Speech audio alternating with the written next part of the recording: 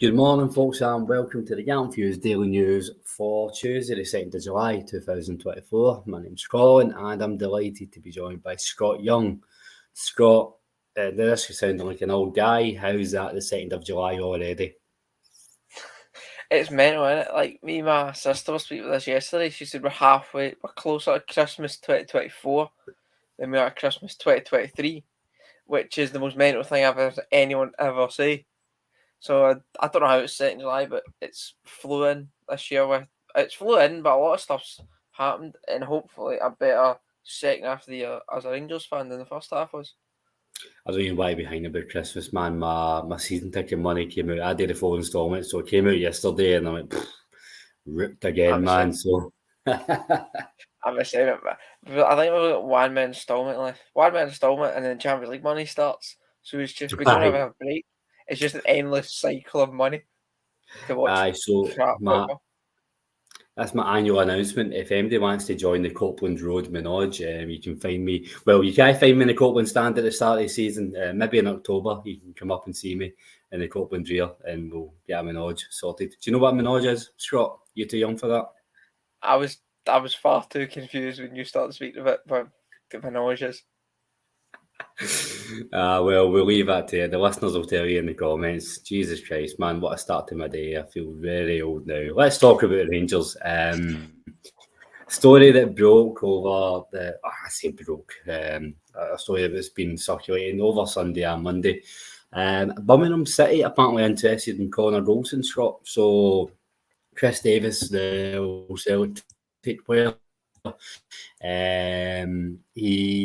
he's taken over the management position in Birmingham, and apparently he's really interested in taking Connor Goldson there.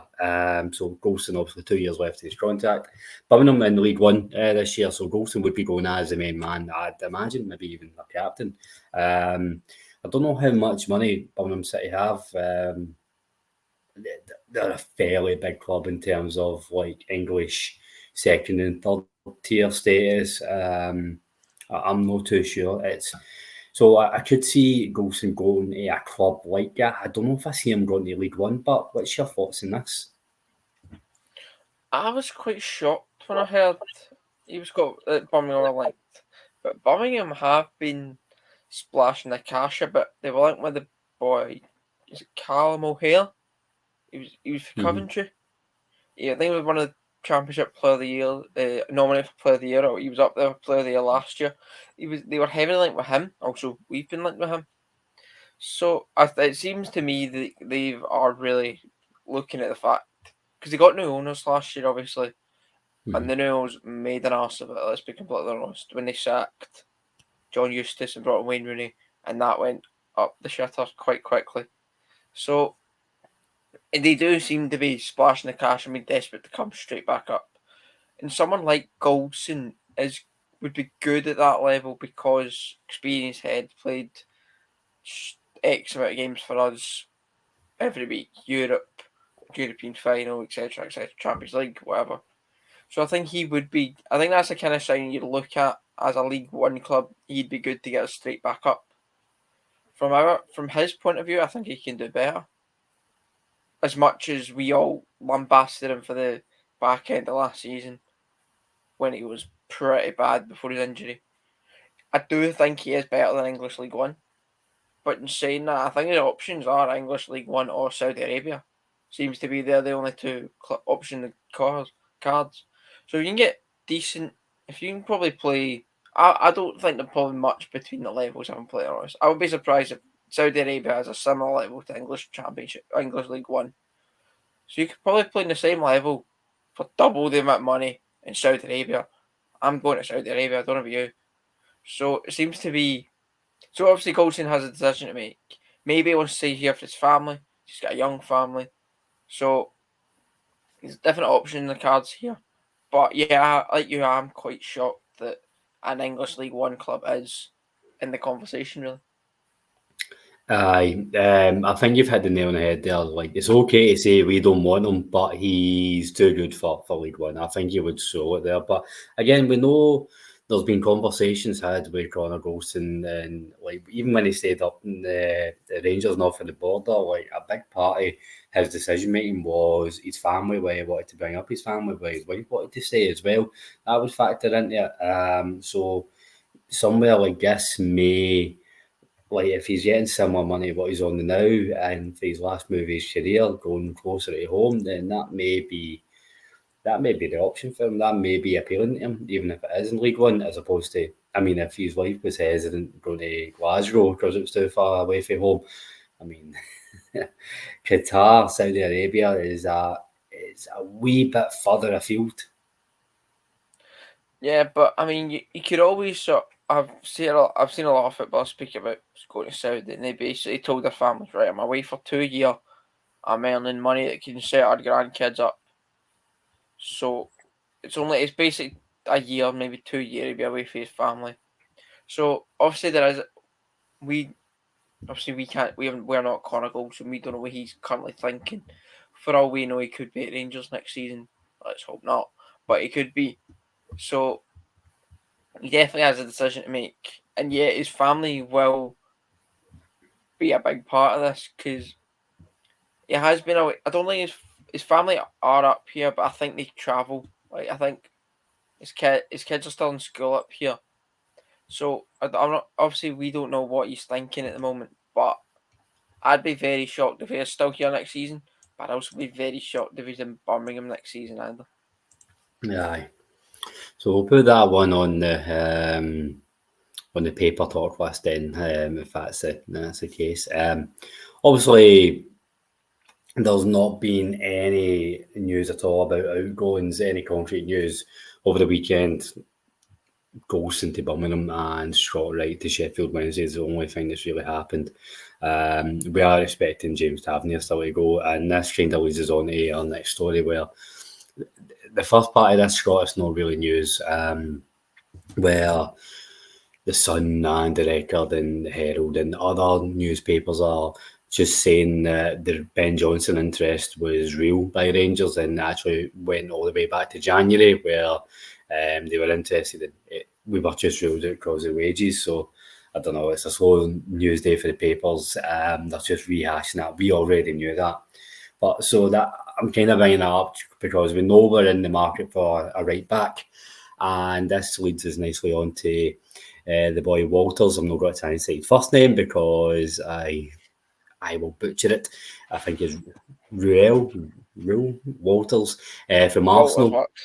Aye, big Walters. He has officially left Arsenal now and he's free to join other clubs, and Rangers would get him for a minimal fee for the cross-border development fee, much less than what another English club would get him for. So this was one that was very, it was very, very well spoke about in the start of June, end of May. Do you see this one happening? It's one of them. It's not really going away, so I probably could see it happening in the same way that someone like the Kenny McLean rumours don't seem to be going away. So I think there might be something in that. But on the player himself, I've said this before on here, I don't like the fact we keep going to England to make signings. But what I do like about signings from England is if we go to academies and find release gems such as Calvin Bassey, John Sterling's another one, like Walters is released from Arsenal, then I think that's a good way to use the English market to get these gems who could probably get a bit of a chip on their shoulder after being released, and sort of using that to our own advantage. So, and obviously the position is definitely a good one because, my God, we need a right back. So yeah, it ticks all the boxes for me. I've never seen them, apart from the obvious, I've never seen him play. So I can't make a judgment whether this boy is good enough for Rangers or not because I've never seen him kick a ball. But it kind of ticks all the boxes from a sort of market perspective for me. So if it does happen, I would be excited. But I'm not sure about someone who has played minimal first team football becoming our first choice right back. No, for me, Dujon Sterling should be the first choice right back next season, by hook or by crook. And I think you're right around the signing players from England, but there's two different. For me, there's two different types of signing for England. There's players who have played regularly in England, and then when we sign them, we're basing on what they've done there. And what we've done is we've taken players who have had mixed to inconsistent contributions at first team level for England, and they've come up, and lo and behold, most of them haven't done too much. Walters falls into the other bracket where he's untried, untested. He is a gamble, so we know we're signing a gamble. We know we're signing a prospect. That has worked a wee bit more for us than the former. So he's 19-year-old. There's every chance that we're signing him with the aim that he would improve over the coming years. He can play centre back and right back. Again, I like. That's more appealing to me than somebody who's maybe played 100 odd games in the English Championship and is 25 and he's a bit meh, for example. But did you see Clement's comments on Saturday saying that he's trying to get the young players in now? He wants to start adding experience. So I do think will be maybe another one young player added, and I think that'll be it. I think the rest will be players who have at least 100 to 200 games under the belt, I think. Yeah, I think there's a difference. I saw a bit of criticism of that comment from some fans when they were saying, "Oh, I thought we were going for under 25s, whatever." I think there's a difference between being experienced and being old. Yeah. Yes. You can be 23, 24 and played 100 games under your belt. Like, it's pretty easy to do so. If you're playing at a decent level for a decent club in Europe, and you can play 50 to 100 games being 23, 24-year-old. Obviously, this is an example from the top level of the game. Phil Foden's played 100 odd games for Man City, and he's 23. He's same age as me. He's 23-year-old. You can be experienced, but be experienced doesn't mean you're old. So I think people need to realise the difference between the two. No, I totally agree with you. And Jude Bellingham was the other one. I mean, what age was he, the Dortmund captain? And 19, so something like that. I'm stupid. And experience comes with, it doesn't come with age. It comes with getting game time and being exposed in different situations. So this isn't quite, not every signing we're going to get between now and August is going to be Kenny McLean. I do think there will be a couple of players in and around 30, the other side of 30. That's okay if they can still contribute. But no, I'm taking the same as you, where we're looking for, actual playing experience as opposed to years on this planet. So I think. What are your thoughts on the Kenny McLean one? I don't know if we've spoke about Kenny McLean on here. I think it's very hard. This is a politician's answer. It's very hard to make a judgment on it on isolation because it really depends how the rest of the transfer window goes. Because if you look at it, paying money, what will we need to pay? Like best part of £1 million for Norwich's player of the year last year. Paying that for 32-year-olds who's really been high wages, we won't get any sell-on value. In isolation, you're like, that goes against everything we speak about the transfer model. But if the rest of the signings are, if we signed 3 young players who we are expecting the resale value in 5 years' time to go sky high, if the more experienced players all come in between the ages of 26 and 28 and there is potential resale value, it's okay to have one or two like Kenny McLean. Not every signing has to be sold on in 5 years' time for double the money, Scott. Like, we are going to lose money on some signings. It's just the profits need to outweigh the losses. So if we get the rest of the window right, I think Kenny McLean would be a really decent signing because it does add an experience of the British style of play. He's in that cliche. He knows the club. He's done it at a very decent level. He's still doing it at a very decent level. He was excellent in the Championship last year, and yeah, I think he's somebody who would see out the career. He's a leader, and we need more leaders. What do you think? Me and Andrew were on the transfer show speaking about this, and I made a comparison. I see Kenny McLean as our Scott Arfield replacement. Someone who will work his ass off. That's an excellent comparison, by the way. Because I saw there was a graph going about. It was one of those stato graphs about tackles and interceptions and distance covered, that kind of thing. And Kenny McLean was in the top corner of it. So he was like top for tackles, top for interceptions, top for distance covered, that kind of thing. And that is what you got from Scott Arfield. Someone who, I don't know if Kenny McLean's a goal scorer that Scott Arfield was. I was looking at this yesterday. I think Kenny McLean would probably get you 4 or 5 goals. Arfield would get you between 7 and 10, which is a massive drop off if you can ask from the rest of the team. But I see Kenny McLean's obviously ticks a homegrown box, so that's another reason to sell Scott right, which is always a plus for me. He will work his arse off. I said knows the club. You saw him play for Scotland, especially the Norway game. He's good for the odd goal, important goals. He makes late runs into the box like Arfield would.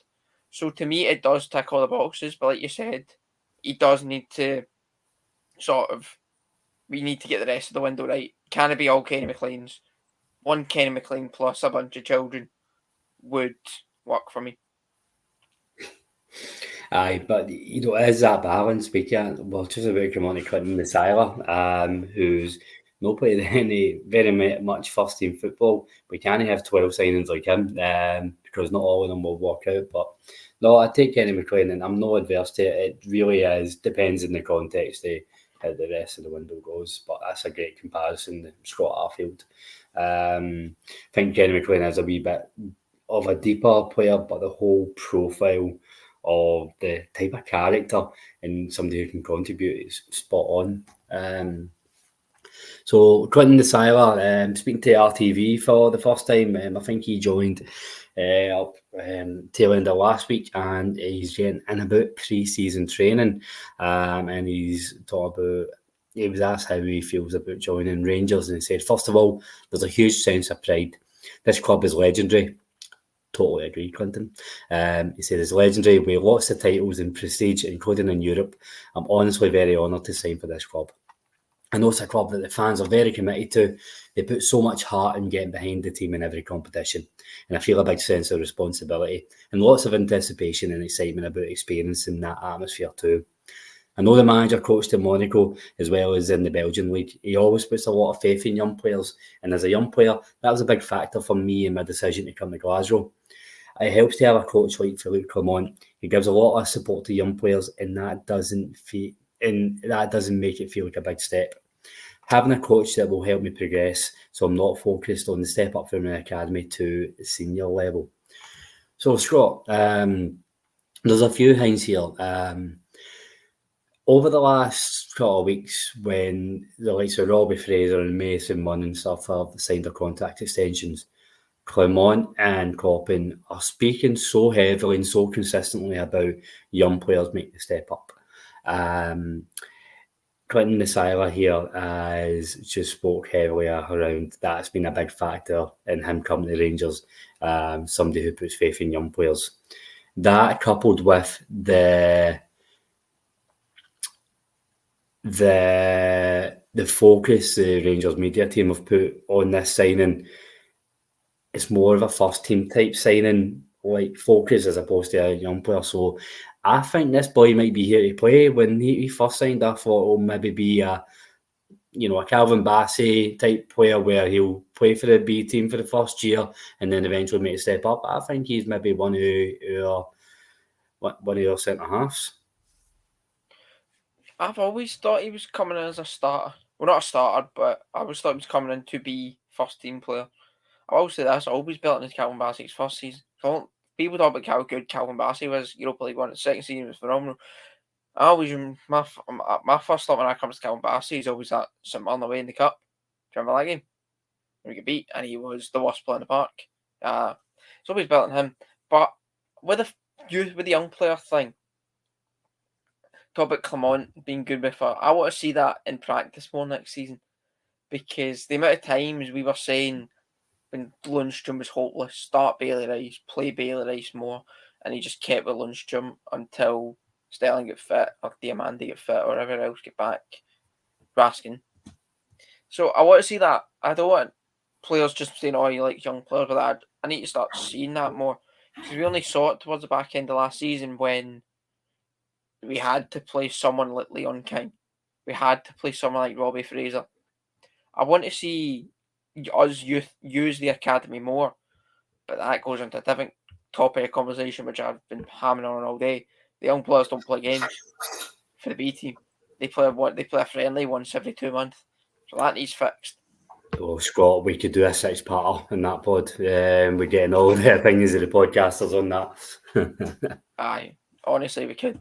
I could 6 parts myself, but is it Nsiala? I keep saying Nsiala, but you said it different from me. Big Clinton, we'll call him. Clinton. Let's go Clinton.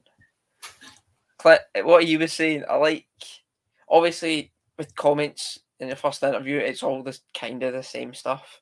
You think about it, it's all buzzwords. It's all big club, like the manager, blah blah blah blah blah. I've read these interviews a million times, but go back to your point. I've always thought he was coming in to be round about the first team. I do think he needs because we need a left-sided centre half. As good as I thought Ben Davies was towards the end of last season, I've not seen it enough from him to tell me he's good enough to be our starting left-sided centre half. And I do think we need one next to him, because Goldson's probably away. Suter is not good enough, and Balogun's old. So I think we do need a right side. Balogun, you were fucking brutal with him there. Balogun's old.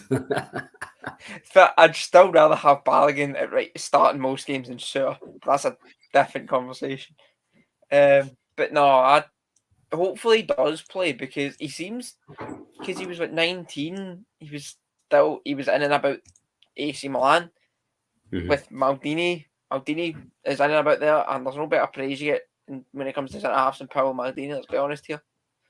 So if he comes in, I hope the boy's good. And I've seen clips of him.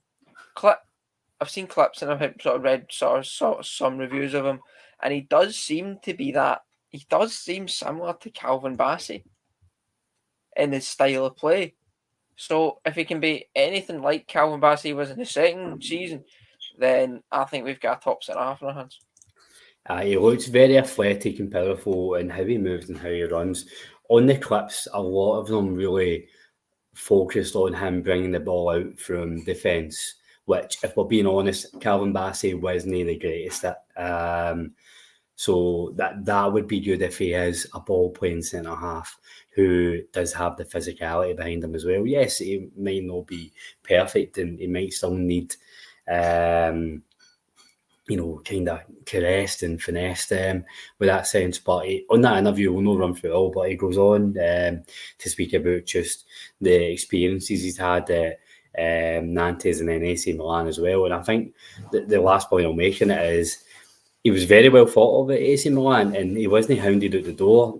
He had the option to stay at AC Milan, but he wanted to go and play first-team football.